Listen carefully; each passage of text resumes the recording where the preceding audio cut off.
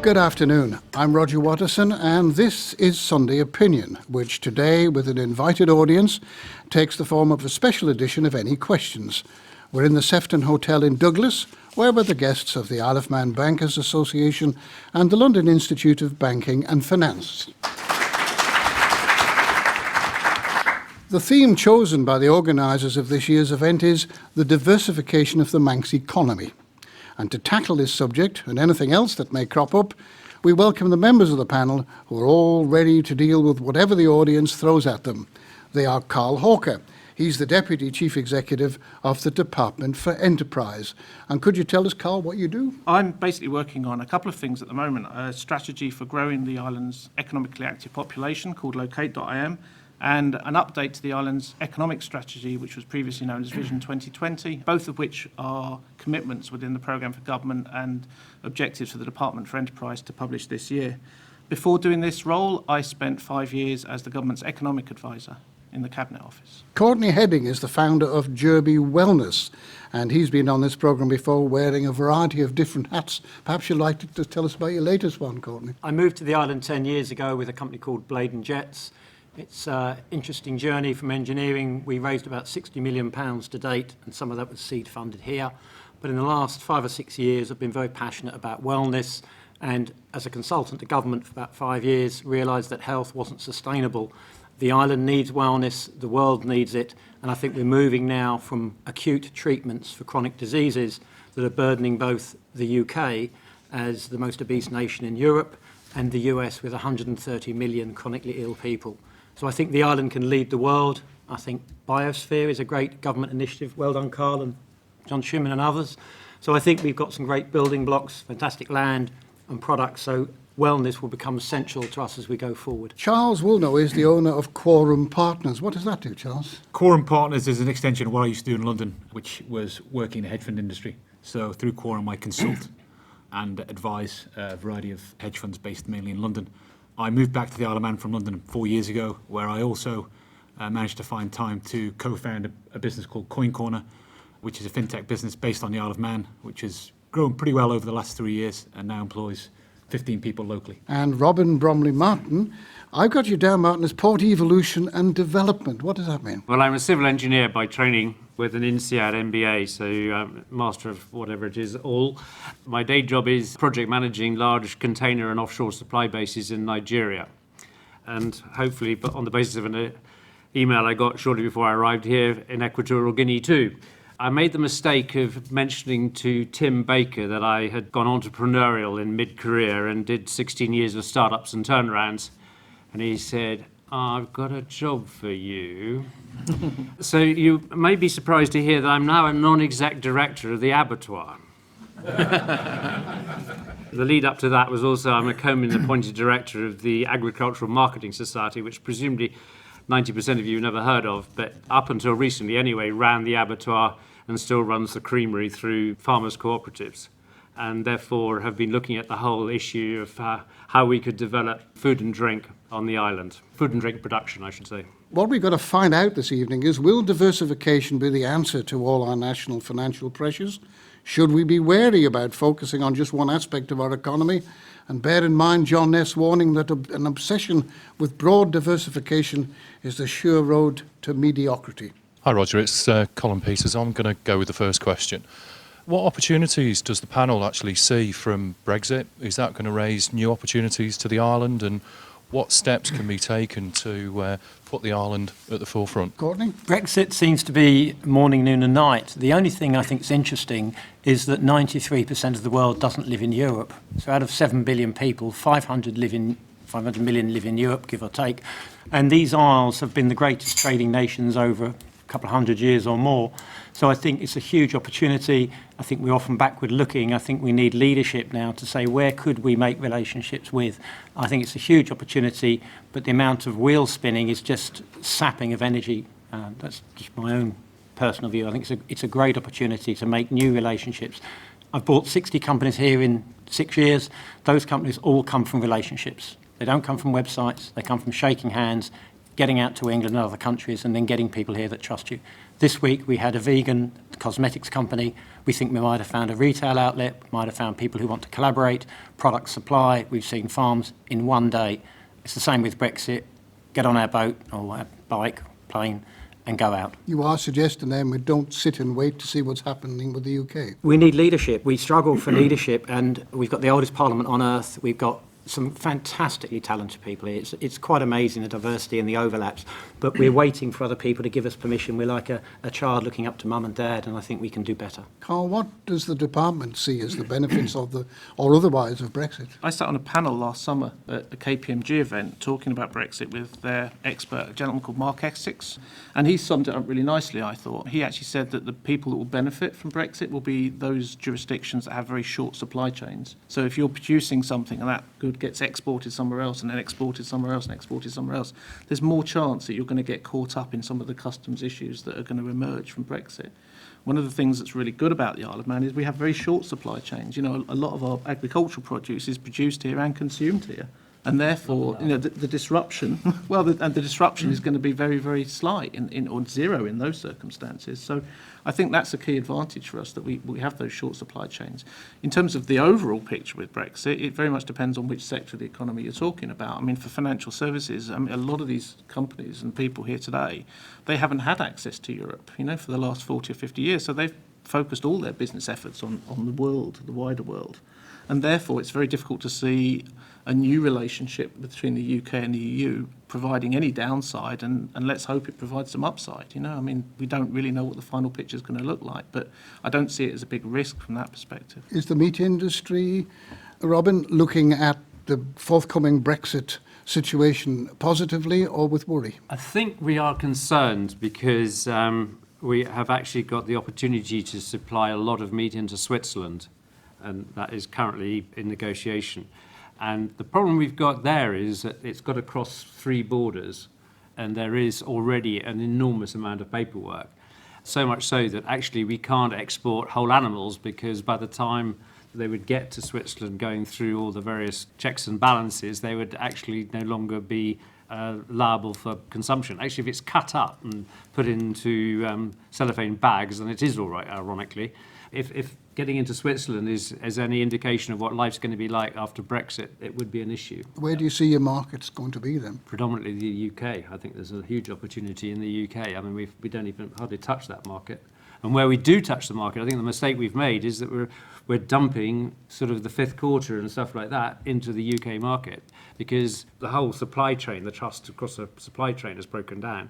So we hardly know until 24 hours, 48 hours beforehand what's coming in through the door, so we don't have a chance to actually pre-sell it. So clearly part of what we're trying to do is to re-establish the supply chain on some form of contractual basis that will allow us to market and thus sell into more of a premium end of the market across. And I think there's huge opportunities to do And that. very often large organisations who wholesale or buy this type of stuff really want to be assured of a regular continuity of supply. Is that possible? Absolutely. I think it is, and you will hear that we're going into the market quite aggressively to secure and show the farmers that we mean business about securing sufficient volume to go through the meat plant in the future, indeed, yeah. What will be the difference to you, Charlie, when all this happens? Will it affect your business or give you more opportunity? Very difficult to say. I mean, to me, it's not even clear what the UK will look like after Brexit, if Brexit even happens, which everyone assumes is a foregone conclusion, but it ain't happened yet. If I look at financial services, at this point, the biggest winner in all this seems to be Dublin, because a lot of the finance houses in London are moving shop, or certainly the back office of their shop, into Dublin, and you can see a spike in Dublin rental prices in the office space and the housing market. What it means for the Isle of Man, like I say, I'm not entirely clear. It doesn't strike me that we would be an obvious winner from it, put it that way. Peter Reid, the new government, has been in place for some months now. A lot of experience moved out of the government, a lot of new people, new faces. Firstly, do you think the honeymoon period is now over? And the second question I would have is, do you think they're capable of actually helping us to diversifying the future in the way that we will need to do to be competitive with other islands? Well, that's a difficult question for me to ask Carl, I'm afraid, under the circumstances. But I'd maybe say, Peter, I've never noticed any honeymoon period. I think the politicians that I'm working with hit the ground running, and they've worked at an incredible pace and put incredible pressures on civil servants and officers right from day one. So I don't even recognise there was a honeymoon period after their election. the honeymoon period is probably more with the public. Maybe. Courtney, what do you make of it? I'm not seeing enough leadership to take brave decisions. Been a number of things I've brought here which would scare the horses, so whether that be medicinal cannabis, psilocybin, the active ingredient in mushrooms. Those projects, after 20 visits here, it sort of went with my friends from being where you can to I'd like to but. So that process, having seen that for many years, is frustrating. And if we're not going to be brave, we're not going to be clearly articulating the new vision. And I think the natural botanicals opportunities there. I've heard rumour had it, some politicians say over my dead body. We've ignored 29 countries, 27 US states that are going with medicinal cannabis, and with the opportunity to certify, grow it world class, look at the science, forget backward looking, where's this going? And so it will be a major industry, and I just don't think the new administration is brave enough to do that at the speed the entrepreneurs want. What do you make of it, Robin? Well, with 12 new MHKs, I think there's a lot of new blood coming to the politics on the island, which is to be applauded. Sort of mentally going through, I mean, I think at least half of those either spent a considerable part of their career off island or have come onto the island. I think that has brought some new blood and some new thinking, certainly. In the various things I've been doing, I've been involved with the DOI, with DEFA, clearly, and to a certain extent, the FE. One thing I think we seem to want to do on this island, all the civil servants, is recreate Whitehall here, when there's actually only 85,000 people on this island. I mean, if you try and want to talk to any of the chief executives, they are continually, I suppose even deputy chief executives, Carl, just going from meeting to meeting to meeting. I have reason to see Ray Harmer about a particular subject. The first time he could see me was 5 weeks' time when his staff were promoting us to have this meeting, because they're just absolutely snowed under with the minutiae of government. I'm certainly not snowed under with my minutiae of government. I'm snowed under delivering the Due objectives. process. Following due process. Actually delivering the things that are in the programme for government. So the objective on locate in terms of growing the working population, that has to be delivered by July, which means it needs to be finished within the next few weeks.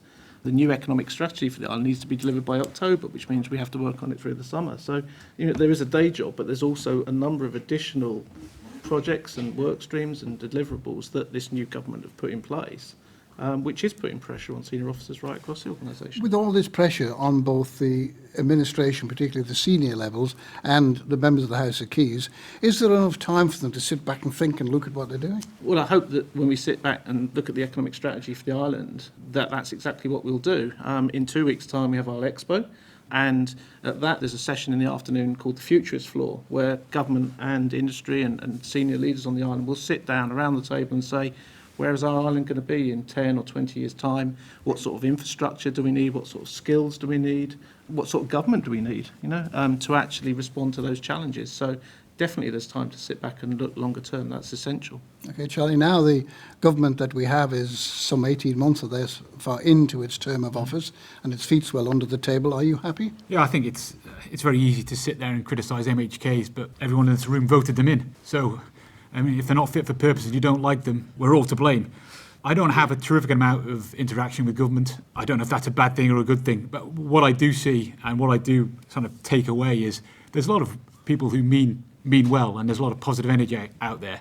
I think Isle Expo is fantastic. If you haven't been, I would encourage you to go along. Yeah, I think, it's easy to stand on the sidelines and throw stones, but it's more helpful to get involved. If you see someone who needs some guidance, from what I've witnessed, being back 4 years, politicians are very happy to meet with you and speak with you. Mark Waterhouse, a question about artificial intelligence. I mean, obviously that's the future. A lot of people are worried about AI. Is the panel worried about it, or do you see opportunities for the Isle of Man in that area. How would the department react to that, Carl? We get a wide range of people knocking on our doors with all sorts of ideas for new businesses in a number of sectors. I think where AI would work for the island is that in manufacturing, I think we are most successful where we talk about very high value but low volume goods, things like the lenses that we use that have been on satellites and so forth. These are incredibly valuable pieces of kit that cost an awful lot of money to produce, and we can produce them here cost effectively because they're not major significant items, and so AI, lots of computer-based stuff, lots of very high value stuff, lots of very small stuff physically could easily be produced here and exported on the boat. There's no problem at all. Is there any move, because you get a lot of people coming to see you, is this a topic that's arisen already, or is it? So I've not spoken to anybody in the AI business. Nobody's come to us recently with an AI proposition, no. Courtenay? I think AI is one of those tricky things, a double-edged sword. I'd like to see an investigation not just of what jobs are going to go, whether that be drones or delivery vehicles, but actually the social impact. I think estimating we have 5,000 or 6,000 people on the Isle of Man on antidepressants.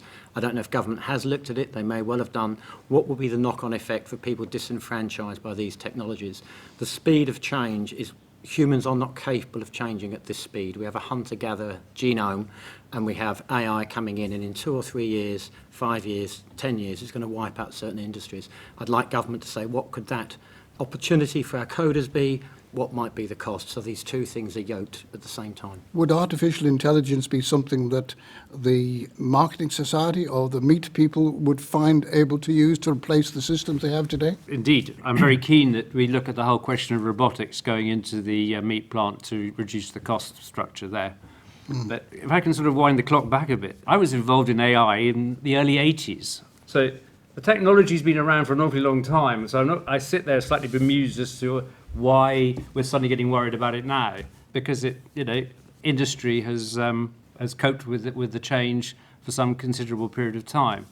But I think the other thing, pick up on Carl's point, is I think if you study the whole concept of 3D printing and manufacturing, that actually provides, in manufacturing terms, a huge opportunity for this island, because you don't have to set up large production lines or anything else. So we could actually, again, with this theme of niche, at top end, premium products, we could go into that sort of manufacture. So actually, I think that actually provides this island with a huge opportunity in the future, in my view. I'm not worried about it at all. What sort of product do you see being made with 3D printing? You've got the system, what purpose would it be? If you take Martin Perkins' company before he sold it, and he built up a business here making parts, believe sort of a titanium-coated stainless steel components to go into landing gear for Airbus. Now, so if a gentleman can have a top-end manufacturing machining company that he's built up over, I believe, something like 20 years here, then I think there's huge opportunities for those sort of very complex composite type structures that you need in modern composite aircrafts like the Dreamliner. Charlie? Yeah, whether it's AI or disruptive technology more generally, it's not a problem which the Isle of Man is facing alone. It's a global problem if you want to view it that way. I would see it as a global opportunity. When I look at the jobs which have been disrupted by these technologies already, they tend to be the dull, boring, repetitive, manual type jobs which no one wants to do anyway. So to me, what these technologies are doing is lowering the barriers to entry for people who want to launch new businesses. If you look at Amazon and Uber, they could have been created from anywhere. And if you look at how you can market a business now through YouTube or through a multitude of other digital channels, you could literally start a business in your bedroom. You don't need to be in central London. That might help, but it's not the barrier that it once was. Coin Corner was launched in a garage at Ronsley. And now it's moved to Douglas because it's grown up a little bit, but that business is pretty successful, got 15 people. It's a tech business, and you could literally launch it from anywhere, and technology is enabling people to do that. So getting bright people to the Isle of Man and removing the barriers for them to launch and create these businesses surely has to be a good thing for the island when we're stuck in the middle of the Irish Sea on a rock, to use that phrase. You talked there about starting businesses in bedrooms and other similar ideas, but of course a lot of these new ideas, cryptocurrency and so on, have started, as you said, in a very simple way. Would an Isle of Man cryptocurrency work, Charlie? No. No, I don't believe it would. We've been asked this several times. To me, The power of Bitcoin, which is the most well-known cryptocurrency, is it's decentralized. What are you actually going to do with it? It would be a novelty. It would be an Isle of Man cryptocurrency would be something of novelty to me. The problem with it would be is, where would you spend it? Okay, you might want to go to Noah Bakehouse and buy a coffee and a loaf of bread with it. So then they've got Bitcoin or this cryptocurrency, so how are they going to pay their suppliers? The minute you need to bring anything from off island, it's just going to fall down. So my short answer is no, it wouldn't work. Don't waste your time. Just on the cryptocurrency thing, I think I'm right in saying that in terms of regulation, the Isle of Man was some years ahead of the UK. The UK started to speed things up last year.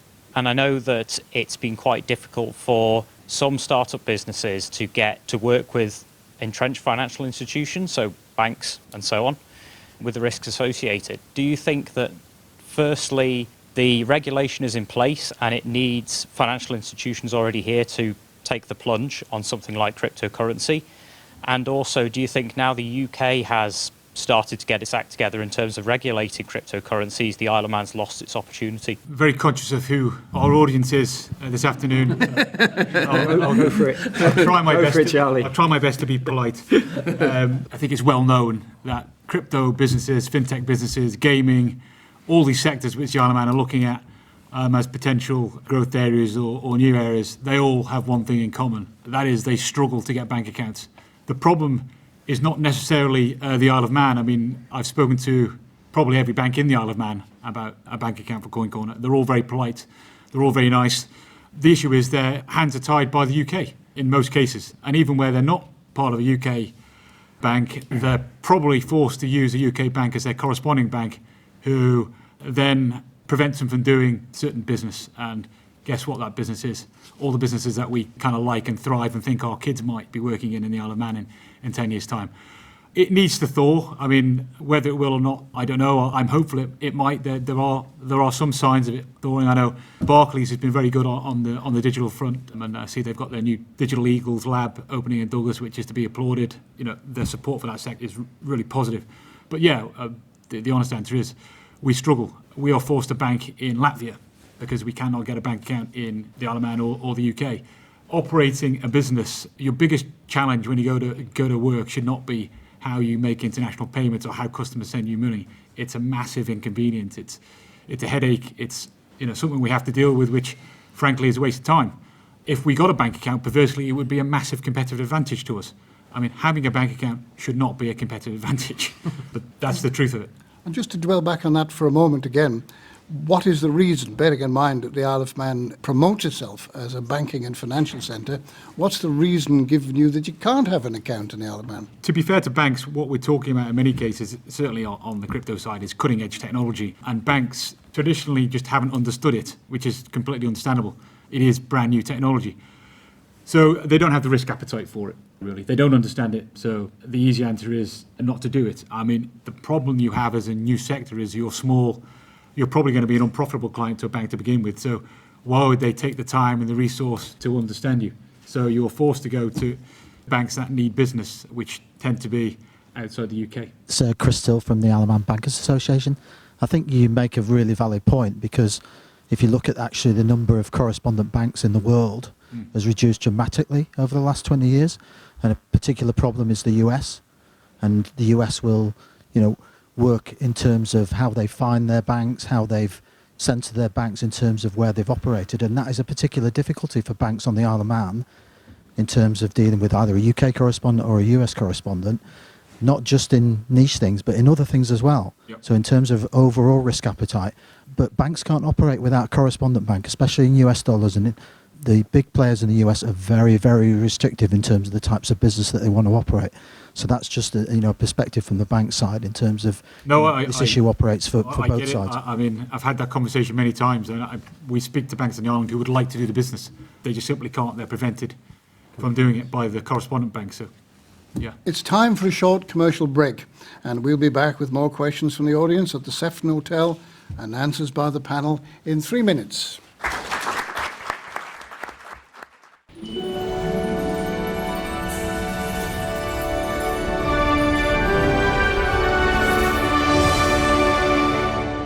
Welcome back to Sunday Opinion, which comes from the Sefton Hotel, where we're the guests of the Isle of Man Bankers Association and the London Institute of Banking for a special edition of Any Questions.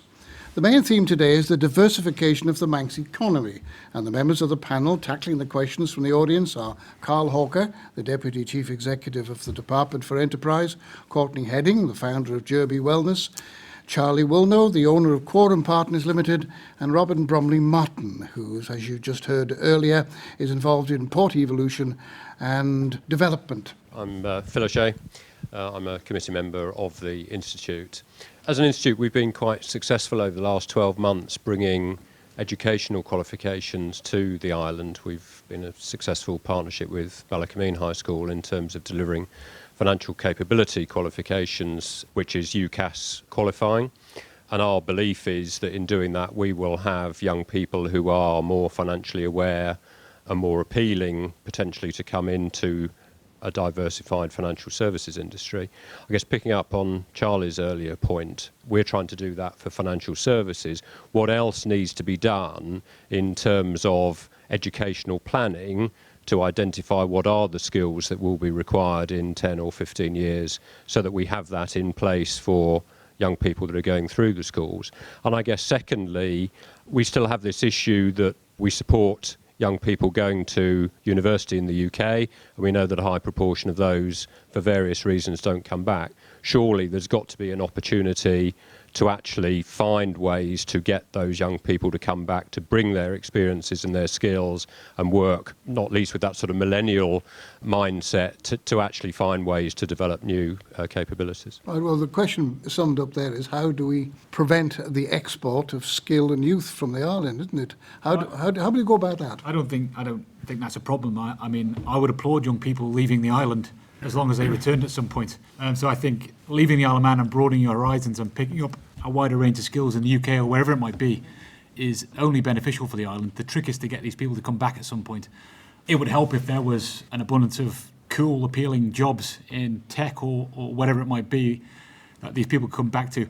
I think one of the pieces of the puzzle which is often overlooked is the social fabric of the Isle of Man and what young people can do by way of enjoyment and entertainment. When I left the Isle of Man 15 years ago or so, I think you struggle to get a good meal. But now the restaurant scene in the Isle of Man has come on leaps and bounds. But yeah, investing in that social fabric so that young people who have young families have interesting things to do. It's not all about banking and tech. You need to have something for these people to do at the weekend when they arrive here, or otherwise they'll disappear. Well, many people, and I'm one of them, came back to the island having been away. And I often think that there's a homing instinct built into people who were born here and from here and whose families are there. There's a desire to come back, but there's have to have something to come back to. Now, you were talking there about developing a skill base for 15 years' time. But what about today? We have a skill shortage today, haven't we, Carl? I mean, this is a problem now, not 15 years. It is absolutely a problem now, but it's also been a very long problem. I don't know how many people in the audience have read the white paper on meeting our population challenges, but there's a graph in there. And every single census for the last 50 years, I believe, the biggest outflow of people was amongst the 20 to 24-year-old age range. In every one of those censuses, the biggest inflow was amongst the 30 to 35-year-old age range. So, there's something there that tells us that people should go away and have those experiences and come back to the island. But it's not the over 65-year-olds. But we do need to make it attractive. And actually, the issues around entertainment, they are real. The issues around transport are real. The issues around housing are real. And this is where government does need to join up and actually work across the various departments to ensure that we actually tackle those barriers, if you want to call it that, to people coming back to the island and make it an attractive place for them to come and live and work. I think primarily it's about jobs, though. I think most people move because of work. They either move off the island or on the island because of work.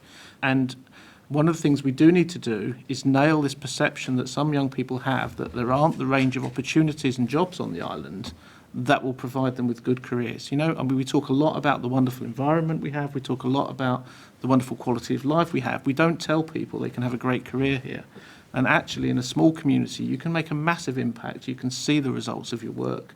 You can see the benefit that brings to your community in a way that you can't in a big city. And I think part of the sales pitch, the story we have to tell young people, is that actually this is a great place, not only to live, but also to have a great career. Well, this is, as you said earlier on, nothing new. This has been going on for years. So why is it still persisting? Why is this marketing exercise, perhaps you're talking about, still falling short? Perhaps because we've not managed yet to talk to people or young people in a way that they understand and a way that they relate to. So, for example, one of the things we've been thinking about and looking at is actually getting employers and young people together in a room and actually telling them what the range of job opportunities are on the island. Because, you know, we all assume that we know that there are great jobs in a lot of sectors, in financial services, in gaming, etc.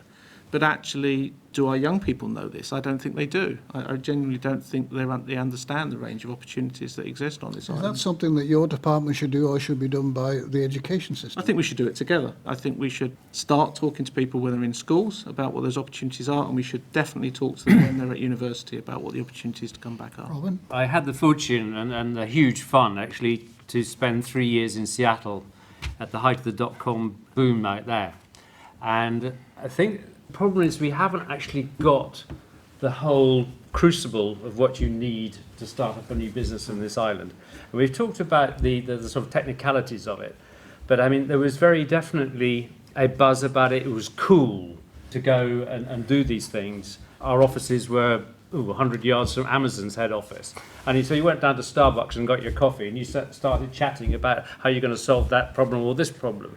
And it was just a hell of a buzz. And the young were partying till 1 or 2 in the morning and then somehow coming and actually writing some computer software the next morning somehow. There was this buzz. Yes, you've got the funding there in the EDF, yeah? But there's a lot of other ingredients that we haven't got. And I think they've all got to be put together. You've got to have funky places with, you know, bare floors and bare pipework and these sort of live-work spaces. That's the sort of thing. Robin, you should. I can see some younger people smiling at the back. Do you agree with me? Robin, a couple of weeks ago, you should have come to Jeffatella, which was an event for startups for young people in Onken, and it was exactly as you describe. Yeah, it would have been great for you if you'd been there, because actually I was the oldest person in the room at that event. Oh, thank you. Courtney? I think if you look around the world, central planned economies really have a problem. They've had a problem for many years. I think the ideal is to put a level playing field in and get out the way. Businesses happen through serendipity, meeting somebody on a plane, going to school with somebody, having a car accident. They can lead to some strange things in life, and governments just are not good at enabling that to happen. And the school system, looking at 15 GCSEs, you must adhere to this. It's so rigid. I don't think that model is equipped for the fast pace of the modern world. It is combinations of 5 or 6 very diverse people in a team that will make that team sing. And the government view is we must engineer it. I think this island, in terms of a sense of play, is a fantastic place. Guys come over here, we go over the mountain, one guy's in a Porsche, someone's on a motorbike, they never forget it. You have your cup of tea, and those bonds are very strange, very tribal, and they're memorable and they last for years. That's the process to hook people. I don't think a website with government saying come and see us, it'll come because 5 or 6 people here call friends and they visit, and it's a magical place to come to, but it's not going to be centrally planned. I think that's going to be advancing these economies. You're talking just before there, Robin, about all sorts of facilities which would fit the generations that we're talking about and provide them with what they want. Who's going to fund that? Where's the money going to come from? I think that's a very big issue, but I think there's 50 million pounds sitting in that fund, and I'm not seeing press releases saying what they're investing that money in. And I think that, so I have 2 issues with that, and Carl will probably shoot me for saying this, but first of all, you know, throwing money at a bunch of young geeks and don't provide them with a nursery, if I can call it that, goes around it, is not a road to salvation, because I've seen it myself firsthand. Secondly, it's not just the Department for Enterprise, except arguably through the tourism thing, is to try and provide some of these things that will attract the young to the island. And it may be that, yes, it is a good idea to have the young go off the island to get experience, but at the same time we should perhaps encourage other young to come here instead and get some experience here in a crucible of technological development. By provide, you don't mean run, do you? No. But I mean, if it could, if the private sector, I mean, even tried to persuade ShopRite that they've got an empty warehouse, I said, why don't you convert that into a funky sort of place? Because I mean, what? Yeah, I think what we need in the centre of Douglas, I mean, it can't be outside Douglas. It needs to be in the middle of Douglas, a co-working space where young people can come and have free coffee and Wi-Fi and chat and come up with ideas and dream and make mistakes, socialise what they're thinking. Would be worth far more than anything else we could do. The best example of that is the Eagle Lab, the Barclays Eagle Lab that's just about to open in Douglas, which will be that entrepreneurial space where young people will, and other small businesses will be able to come together, get advice on how to grow, get advice on how to gather, and actually learn from each other. I think that's a fantastic asset for the island. I guess the obvious question is, why hasn't government done that 5 years ago? Because Carl wasn't in job then. Well, Robin just indirectly asked a question there because he was talking about the money that the Invest Fund has already spent, but he's not aware that where it's gone and what it's doing with it. What's happening to it? Who's benefiting from it? So, I mean, of the £50 million fund, around about £3 million of that has been invested. I think it's absolutely fair to say that it hasn't lived up to the expectations of the government in terms of the rate of investment. We had a £50 million fund, and 5 years, we should have been investing £10 million a year, and we've managed to invest about £3 million in the first 2 years. So there are a number of reasons. What's the reason for that? Well, there are. I think there are two that we can identify. I think one is that the competitive environment for venture capital finance in the UK has changed significantly over that time. So, there's a powerhouse fund in the northwest of England. There are another of other funds being created that we're in competition for. Yeah. So that's made it more difficult for us to attract businesses.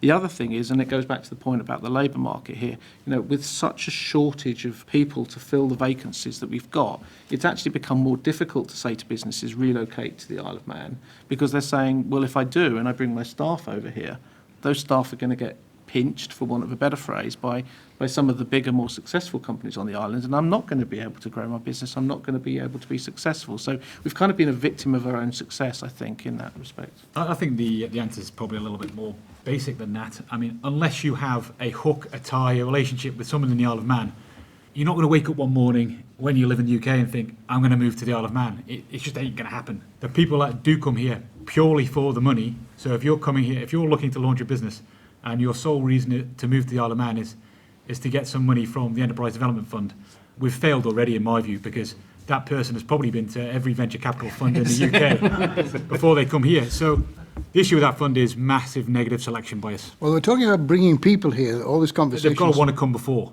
and that the money is the cherry on the top or something. It's part of the reason they come, but if it's the sole reason, forget it.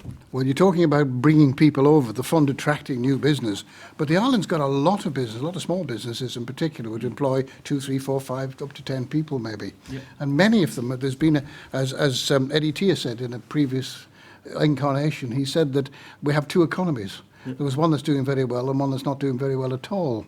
So what take-up has there been within the local market, and have there been encouragement or restrictions in that to try and improve what we've got as opposed to bringing something It's a great in? question, Roger, because actually the great success within the EDF has been the local loans, the local investments. There's a company called Roots that produce beverages, and they had a loan from the Enterprise Development Fund.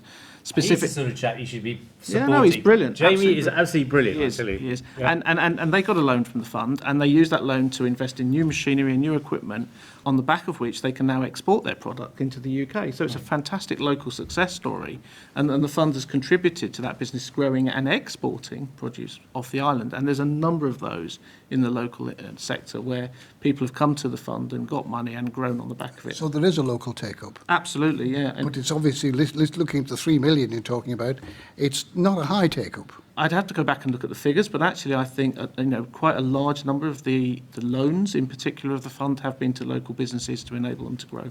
It's a structural problem with the fund, because I mean, if you're investing very small amounts, and I'm probably treading into an area outside my comfort zone, but the problem you've got with a fund of the size it is that you've got to get the deal flow. And with the greatest respects, I don't think that the people who are currently running that thing have the marketing reach to get the deal flow, Carl. I mean, the problem is that on a £50 million fund, what would be the market rate for managing that? Because I don't think it's right we talk specific numbers, but to my knowledge, it's about 1.5% on 50 million, which gives you what, £750,000 a year to find the deal flow. If you're parcelling money out, I don't know, £100,000 a time. Yeah. So there's 30. Let's be generous and say there's 30 projects they've found so far at 100,000. To find 30 decent investable projects, you've probably got to look at 300. And can you do that with a payroll of 750,000 with overhead costs and everything else? It doesn't meet in the middle. That's the problem.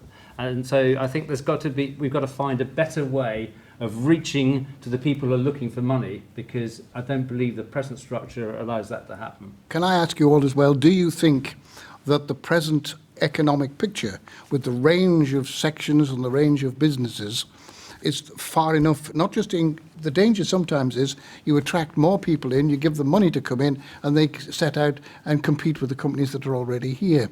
What about new business coming in? If you had a choice, Courtney, and you said, right, we want something that's brand new that'll work and have some effect for the Manx economy, what would you choose? One we looked at, and actually the picture I have in my mind 3 years ago was Alan Bell passing round a skull, a 3D printed skull of a 9-year-old girl.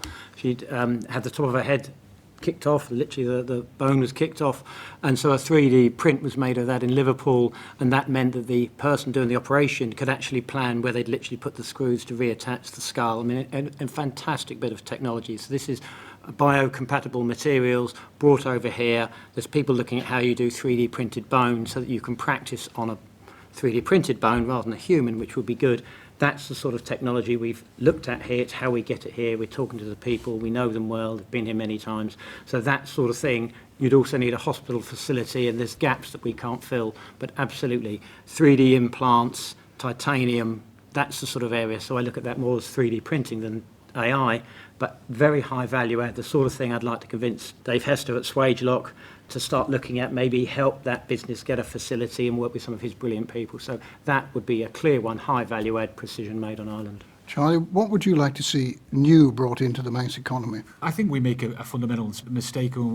Whenever I speak about this with people, they always talk about bringing people into the Isle of Man. How do we attract people in? That is always going to be very, very problematic.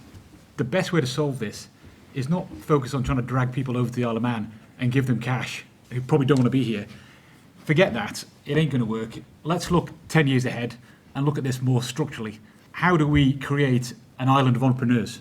So what is it we need to do to make our young people entrepreneurial? And if we get that bit right and we create an island of young entrepreneurs, they will find businesses that we don't even know exist or we can't even imagine right now. And there's a problem solved. But we're talking about businesses now here, but of course for a lot of small type businesses, as opposed to maybe some of these others you're talking about now, the biggest issue is the internet sales. You see a tremendous amount of the retail industry suffering at the moment because a lot of their business has been lost online.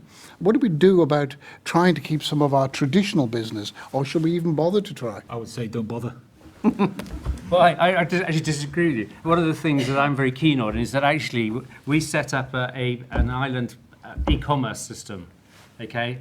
There is a new cargo airline that's going to be operating shortly, and their primary contract is to bring prime deliveries from Amazon onto the island. So they've got an empty plane going back to Amazon's food distribution. Let us remember, Amazon had bought World Foods last year.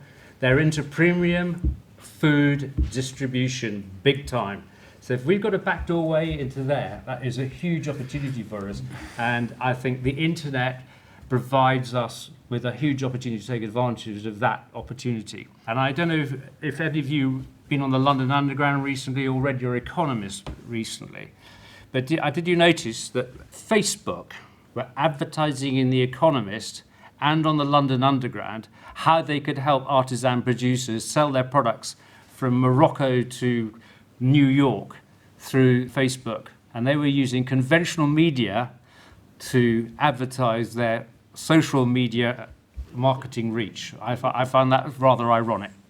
And I think if we could have Manx producers on the London Underground as examples, I'd be a happy chap. I'm a big fan of local micro businesses, but I don't see Amazon And the internet being a threat to them, I see that as a massive enabler. Exactly. I mean, you can literally sell anything to anyone, anywhere in the world, if your bank lets you make the payment. I mean, joking aside, it's all about the internet for me. And as an island, I think it really levels the playing field. And I mean, if you're going to compete with the internet, you're going to lose, would be my view. I think it's time we stop teaching our kids to speak French. You can use that in France, and then teach them how to program a computer instead, because you can use that anywhere. Well, it's here we must end this edited edition of Any Questions, which was recorded in the Sefton Hotel, where we were the guests of the Isle of Man Bankers Association and the London Institute of Banking and Finance. The questions came from the audience and were fielded by our panel of four, who were Charlie Woolnough, Courtenay Heading, Robin Bromley-Martin and Carl Hawker. Our thanks go to Mark Waterhouse and Colin Peters for making the programme possible, and we must thank you all in the audience who turned up to make this an enjoyable and interesting event. Our recording engineer was Matty Cunningham, the programme was produced by Catherine Nichol, and I'm Roger Watterson. Goodbye.